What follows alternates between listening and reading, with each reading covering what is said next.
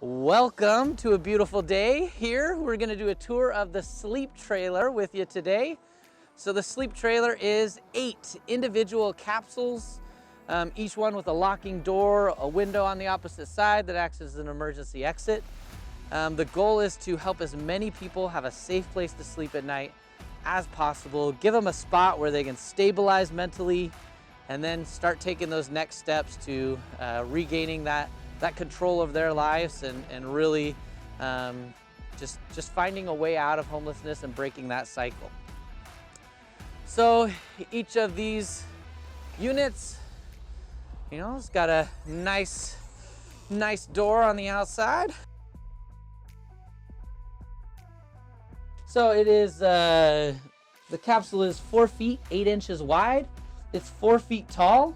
So it's a lot more spacious than people think. A lot of people think, oh my gosh, that's too claustrophobic for me. And yet they'll sleep in like a loft bed on an RV, which is like 2.5 feet tall or something like that. But plenty of space to sleep. Stretch your legs out if you got to. You could have it with 2 people in a capsule, or 1 person with their belongings, or maybe a person that has a pet. Maybe they have a cherished dog or animal that they love and can't live without. They could share this space with them. Maybe even a parent and a child. But it's plenty of room. I just slept in one of the capsules last week with me and my 2 kids. We had they always love spending the night in the sleep trailer. So plenty of room to roll around and move, keep your belongings safe, keep you safe, and sleep with peace of mind that you're going to be okay, right? No harm is going to come to you, which is a really, really big piece, right? It's just because, when you're dealing with trauma, when you're dealing with safety, it's not enough to just be safe. You got to feel safe. And so this is a good option for that. As you can see, there is a CO2 and smoke detector in each unit. And the walls are coated with a waterproof paint. There's also an option for a fireproof coating as well that we can do if needed. For this, the prototype, it's got 2 vents, 1 vent on each side. But the next version, the first version, or the first sleep trailer for our fleet will actually have 4, and they'll have 2 up top, 2 down low, so it gets a good circulation and good passive air coming in and out to make sure that people are getting that air. We're not building up a lot of condensation and stuff like that. So make sure it's mold free. Again, so plenty of room, plenty of space for people to sleep and relax. Now, one of the questions, I get asked a lot of questions. A couple of the main questions I get asked. Number 1 is there a bathroom? The answer is no, there is no bathroom with the sleep trailer. And the reason being is the goal of this is to partner with existing shelters. Because I want to take a sleep trailer and park it right outside the shelter so that it increases their bed capacity, right? So I talked to a lot of shelters, and they have a wait list of like 200, 300 people that are just waiting for a safe place to sleep at night. Well, if we could pull in and park 5 trailers, and give 32 spaces for people to sleep at night, and then they could have access to the bathrooms, the facilities, the resources. Another big piece of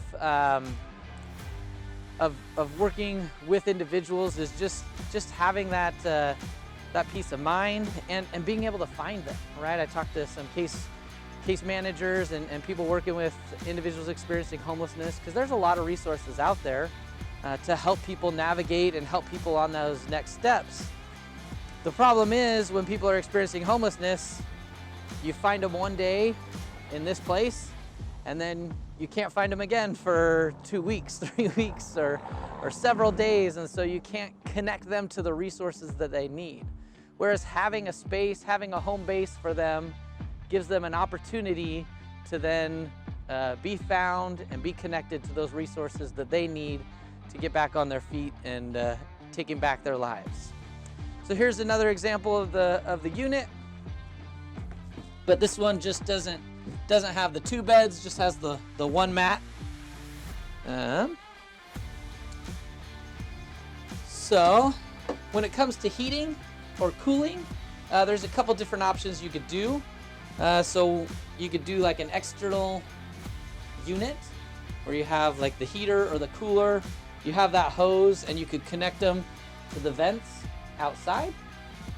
We could do ductwork in the units as well, but you know, one of the big things like cruise ships and different places where one person got COVID and it kind of filtered into all the other cabins and spread to different rooms, and so you don't want that possibility happening of one person getting sick and then everybody getting sick. And so that's why I like each person having their own system to kind of get the heat, get the cooling, get the AC to them as quickly as possible.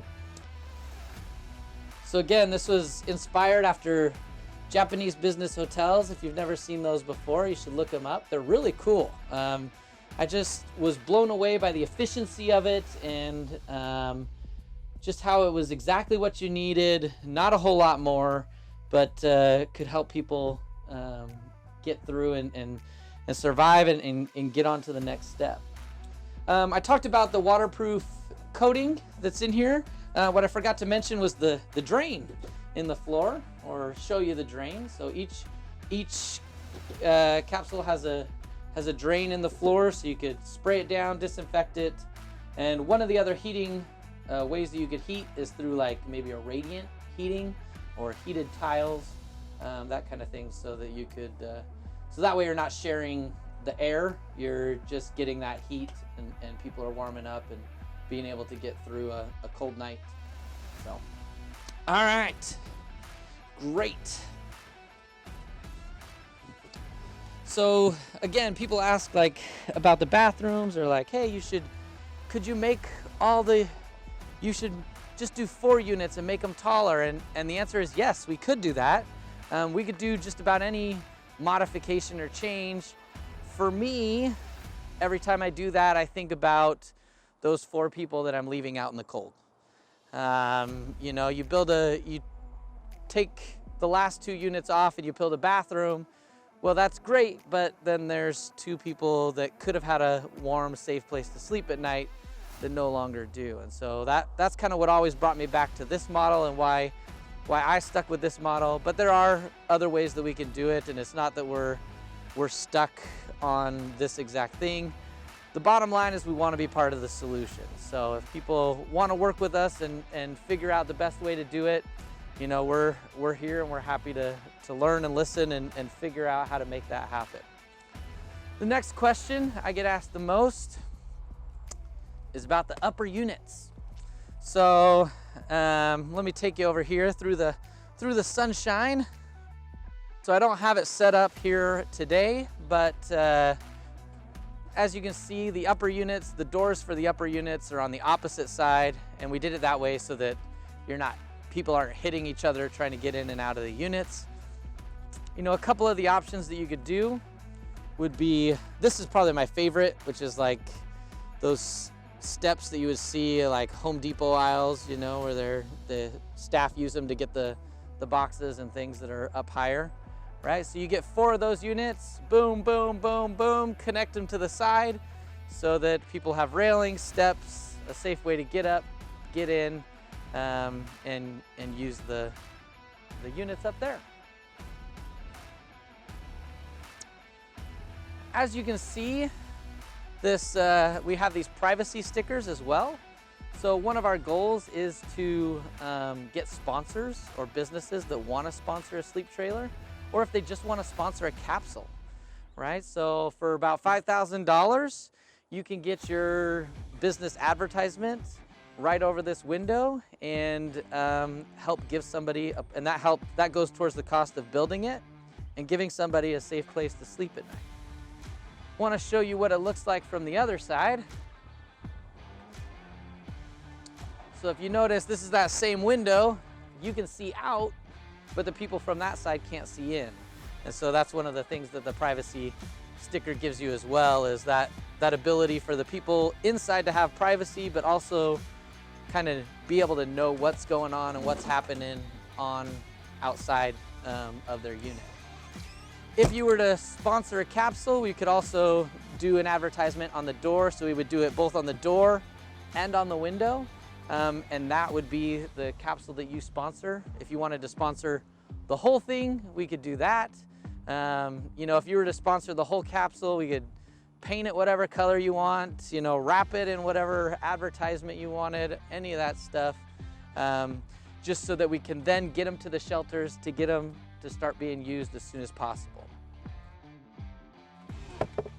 So one of the other options is when you get to a unit, or when you get to a place, you could take the tires off and lower it down to its axles, so that the entrance would be a little bit lower. Also, it's going to prevent anybody from being able to come along and just hook up and take it off. We also have this removable tongue.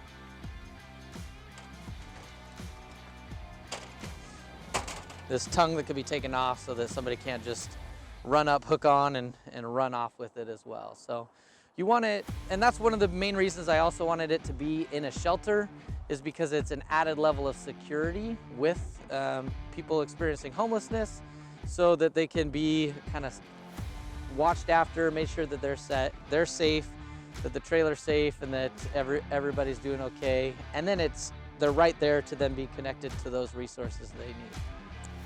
So I hope this answers a lot of the questions that I'm getting out there. If you're a nonprofit that would love to use a trailer, reach out to us, let us know. If you're a business that wants to sponsor, reach out to us, let us know.